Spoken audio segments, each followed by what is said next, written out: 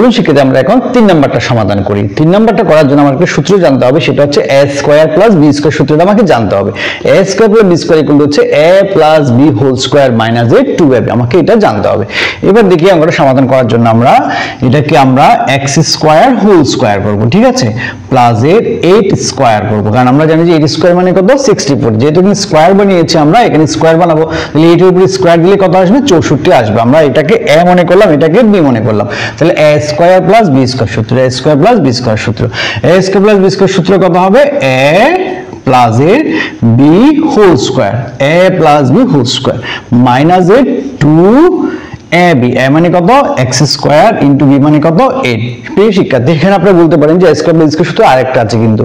a minus b whole square plus 2ab, ঠিক আছে, কিন্তু আপনি যদি এই সূত্রটা যদি এখানে অ্যাপ্লাই করেন তাহলে এই অঙ্কটা উৎপাদক বিশ্লেষণ করতে পারবেন না, আপনাকে এখানে মাইনাসের সূত্রটা অ্যাপ্লাই করতে হবে। তাহলে এখন যদি আপনি x স্কয়ার প্লাস এর 8 হোল স্কয়ারে ঠিক থাকলো মাইনাস এর এটা কত হবে 8 দুগুণে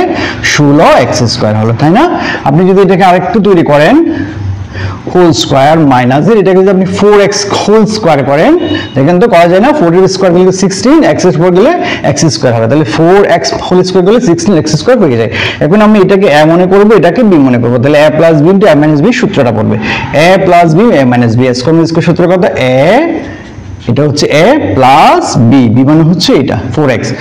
a plus b into a minus b মানে কত x স্কয়ার প্লাস এর 8 মাইনাস এর 4x, তাহলে a plus b into a minus b, এটা হচ্ছে তার উৎপাদকের বিশ্লেষণ।